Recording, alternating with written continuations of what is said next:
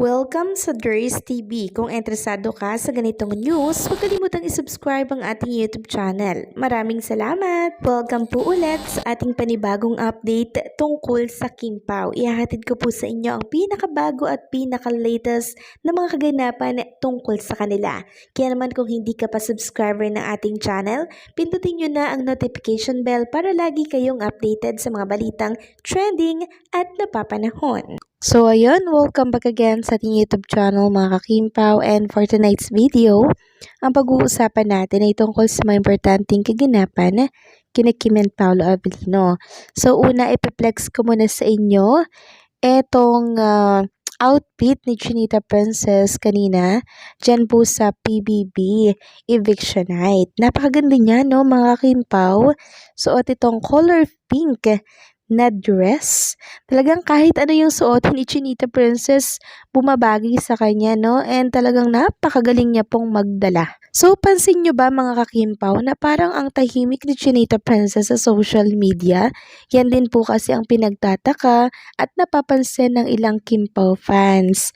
Sabi nga po ni Mercified, Kim Chu low-key era. Ibang level si Kim Chu ngayon. Hindi na siya yung todo update sa IG stories. Love this new, more private and low-key Kimi. Sobrang admire ko yung transformation niya. Mas present na siya sa bawat moment. Keep shining quietly. So, tinag niya po si Princess Chinita. So, yun din nga po napansin ko mga kakimpaw Parang hindi na siya bihira na nag-update sa kanyang Instagram, sa kanyang mga public social media account. So, siguro ito po yung inano niya, binago niya nung time na dumating yung birthday niya, no?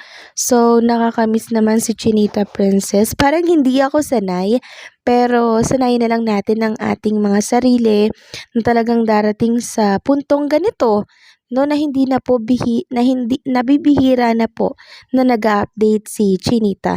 So, nakakamiss, no? Nakakamiss, pero sanay na lang natin siguro ang ating mga sarili. Since si Chinita Princess nga po mga kakimpaw ay medyo nagbago na po, no?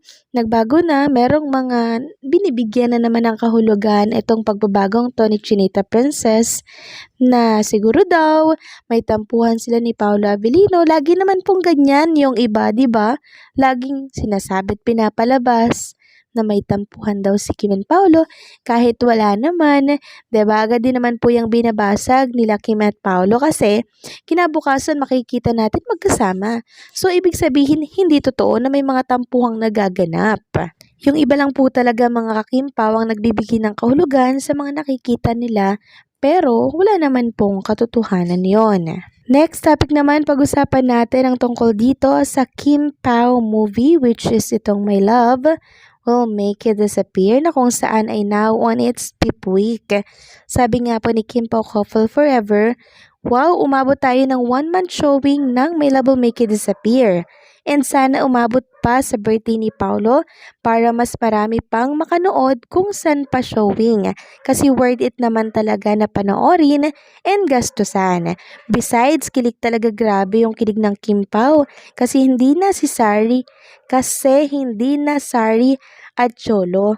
So nakikita po nila kasi parang sila Kim and Paolo Avellino na to. Hindi na si Sari at Jolo to. So, yan po yung nakikita nila. Ang galing nga po ng mga director and writer ng My Love Will Make It Disappear. Hanga ako sobra. Ang galing nilang mag-deliver ng line. Basta wala akong masabi. Pero syempre, para sa mga bashers, mga kakimpaw, sasabihin nila pangit daw yung kwento, hindi daw mabenta, kesyo ganito, kesyo ganyan. So, isa lang masasabi ko, kung hindi mabenta yan, ipo-pull out na agad yan sa mga sinihan. Until now, 5th week na, showing pa din, 'di ba? So, nakakatuwa. Kaya gusto kong i-congratulate si Kim and Paolo Avellino dahil, grabe, tumagal sila ng 5th week. Sana nga umabot pa hanggang birthday ni Paolo Avellino. Itong My Love Will Make It Disappear. Next topic naman, pag-usapan natin ang tungkol dito sa napapabalita po na pagsulot at panliligaw kay Paolo Avellino ng katapatan po na network ng ABS-CBN. So, ang sabi po dito ng mga commentor, matagal na daw pong walang kontrata si Paolo Avellino sa ABS-CBN pero di siya lumilipat. Sabi niya nga nung pandemic, pamilya niya na ang ABS-CBN kahit walang franchise at last year and contract niya sa LVD at di na siya nag-renew. Mas okay naman talaga freelancer, may freedom. Yes, mga kakimpaw, no? So, kung inyo nga mapapansin, si Paolo Avellino, malaya niya nagagawa kung anong gusto niya. Ganyan po kasi pag freelancer ka, no? Parang, ano-ano ka lang, no? Pag easy ka lang, walang nagmamando sa'yo. So, ganyan po yung gusto ni Paolo Avellino. Kaya nga, hindi na siya pumirma ng mga kontrata kung saan-saan, di ba? Kaya nga siya ay umalis na sa dati niya pong management. Then, sabi pa ng isang fan, parang this coming July ata or next year pa end of contract niya. Baka pakasal muna siguro sila before mag-renew ng contract, another delulo. Pero manifest ko din talaga yan. So, hopefully nga po, isa lang yung management ni na Kim and Paolo Avellino, no? Pero mas maganda mga Kimpaw na freelancer na lang sila nang sa ganun. Magawa po nila yung gusto nila, diba? And I'm sure, agree din kayo dyan mga kakimpaw. So, malakas po ang kutob ng marami talaga mga kakimpaw na iitsapwera po yan ni Paolo Avellino, yung ginagawa pong panliligaw sa kanya ng dati niyang network. Kasi isipin nyo mga kakimpaw ha, dati na siyang nandoon pero hindi po nila nagawang mapasikat si Paolo Avellino or nabigyan man lang ng magandang break. Unlike nung andirito si Paolo Avellino sa ABS-CBN na talaga namang kita nyo, di ba ngayon? Sikat na sikat sila ni Kim and syempre Paolo Avellino. So ganyan po kahusay ang ABS-CBN pagdating po sa mga tambalan. Talagang kakaiba talaga sila mga kakimpaw eh. Wala talaga akong masabi. Kahit wala silang franchise, wala silang prangkisa, talagang yung mga hawak nilang artista talagang nabibigyan po nila ng magandang break. So, yan po yung gustong-gusto ni Paolo Avellino dito po sa ABS-CBN kaya siya lumipat. Gawa na din po syempre ni Chinita Princess.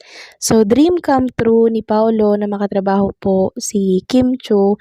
Ngayon pa ba niya ito papakawalan? Diba na nakatrabaho niya na and nakapareha niya na po, no? And talaga namang yung tambalan po na Kim Pao, minahal talaga ng maraming tao. Ngayon pa ba siya lilipat, no? At magpapaagaw dyan sa big network na yan. Kaya ang pulso ko din dyan, mga kakimpaw, hindi po yan anuhin ni Paolo Avellino, hindi po yan bibigyan ng atensyon na pagbigyan yung kahilingan po ng dati niyang network. Kaya possible na mabigo lamang yung nanliligaw kay Paolo Avellino. So, anong sa inyo dito mga kakimpaw? Please comment down below.